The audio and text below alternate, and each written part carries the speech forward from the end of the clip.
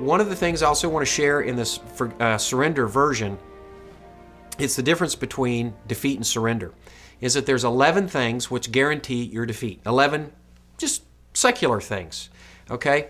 And again, I'm not a preacher or prophet. I'm a business guy. But there's 11 things, if you do these, you're defeated.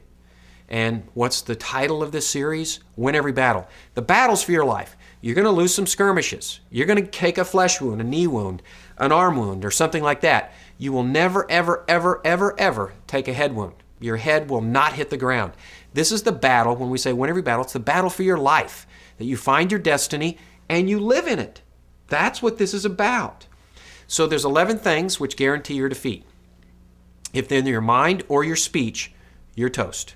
Self-doubt, timidity, low self-esteem, negative attitudes, laziness, uncontrolled anger, not just anger, but uncontrolled anger, fear, which we've talked about, worry, procrastination, failure to focus, and depression over things you cannot control.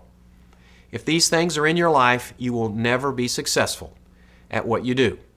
Winning every battle is not possible. Winning any battles is highly unlikely. It would be an accident. I don't like accidents. I make big decisions with lots of money every day. I can't take chances. And I'm actually not that smart. I have to have this supernatural wisdom or I'm toast. So if those things are in your life, you got to get rid of them. You can replay this again and write them down if you like.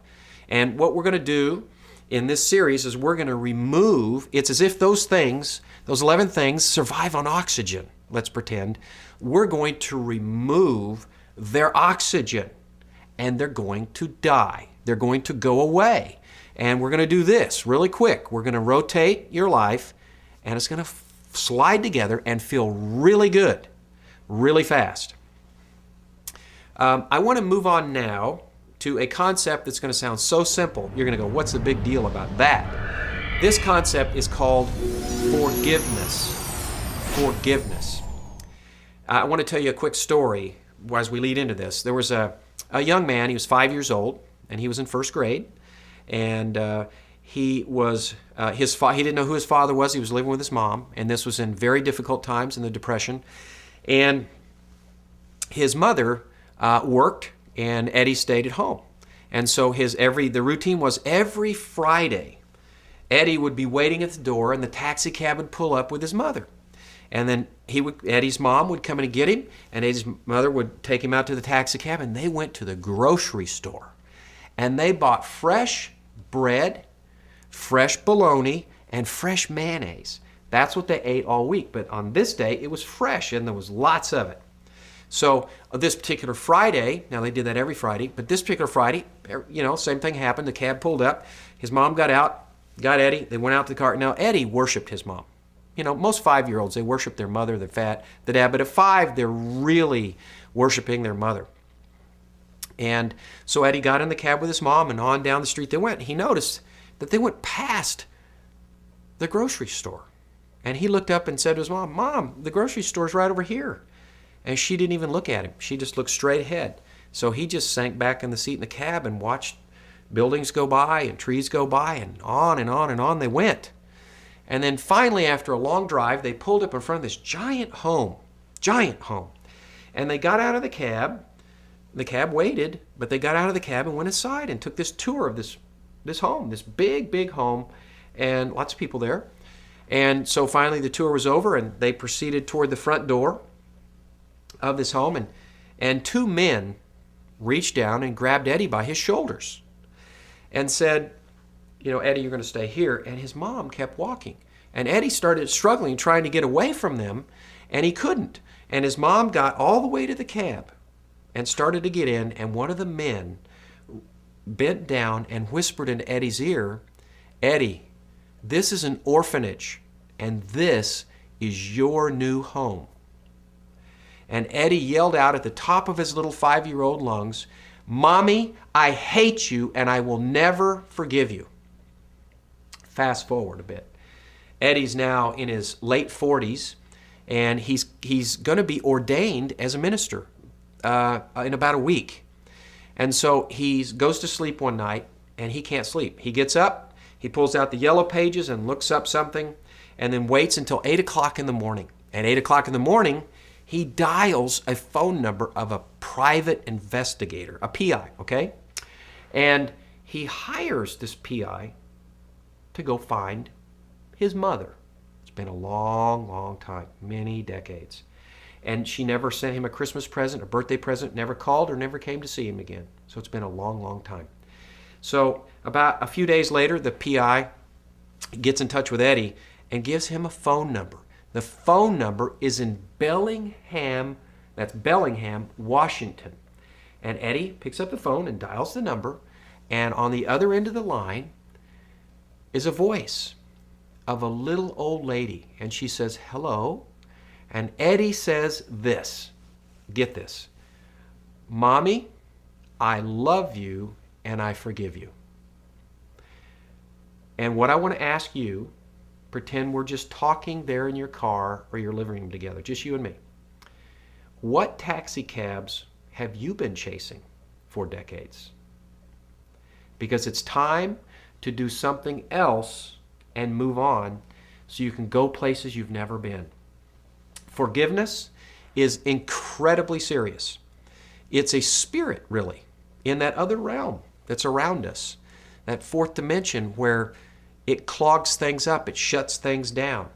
Now, if you're a Christian, which I am, and I hope you become, the spirit of forgiveness is so powerful. When Jesus was hanging on the cross, one of the very last things he said, it's always interesting to see what people say right before they die, because it's profound. And one of the last things he said was, "Father, forgive them, for they know not what they do." And I always thought that was very noble and cool, and I like that.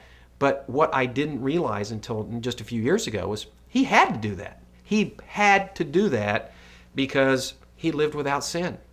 And to not forgive would have been sin. God says, if you will not forgive them, I will not forgive you. I don't know about you, but I still sin. And I have to have forgiveness constantly. And so that means I have to forgive everybody around me. Now, it doesn't mean reconciliation. That's a different thing. That takes two people, two humans. Ladies, let's say you've had a relationship with some man and you were abused somehow or neglected or whatever. It was bad, okay? You might have been raped as a girl.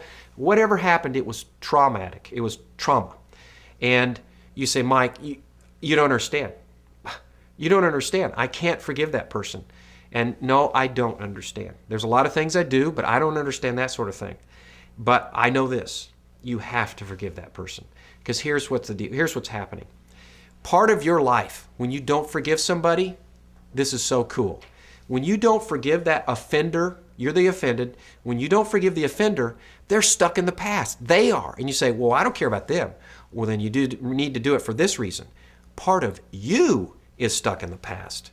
Okay, so let's say there's as little as a couple of hundred of those. A couple of hundred, 200. There's 200 people in the past that are stuck. Parts of them are in the past. And 200 pieces of you that are in the past. Now that sounds pretty serious, doesn't it? You wonder why you can't think clearly. You wonder why things aren't working out quite right and it just hurts. This is where it starts. There's surrender and then there's forgiveness. You got to forgive them. You say, "Mike, I can't." Yes, you can. And sometimes it takes time. But this is what I do. And I put that offense, what happened, I put it in my hand, I hold it up like that and I say, "Heavenly Father, you know what happened, and I'm giving it to you because it's too big. I don't even know how to forgive that person. It was so bad." So you lift it up, and most of the time, every time for me, hopefully for you every time, you'll feel some weight come off of you. And you'll feel that piece of you, that fraction of you that left when that spirit of offense came upon you and you forgive them, that piece comes back just like that. And they're released into the future. And so you say, "Well, you know what? They need to be punished." All right, fair enough. What your Creator says is if you are not going to forgive them, then I, your Creator, have to back off because you're handling it, not the Creator. But when you forgive them, the Bible says it's like throwing hot coals on their head, literally. So if that's what you're interested in, and I hope it's not, but if you say, man, they got to get punished, we'll say, okay, then back off. Forgive them. The peace comes back to you, that fractional peace that's not going to come back any other way. That fractional peace goes back to them, and they're free to move forward, ask for forgiveness, and make something out of their life with your Creator's help. And the really cool thing is, so are you. But if you don't do this, you're not going to find your destiny. You're not going to be whole. You're not going to make good decisions. You're not going to make good life decisions, good partner life decisions, good financial decisions, good decisions with your children, in business, in relationships, in society, and wherever you go, you can't make great decisions. They'll be average at best, and most of the time cataclysmic, awful. You wonder why these things are happening? It's because it's not all here. Pieces of it are all over the place. So you got to get those back, and this is how you do it. You forgive. And okay, that's the first piece, forgiving others.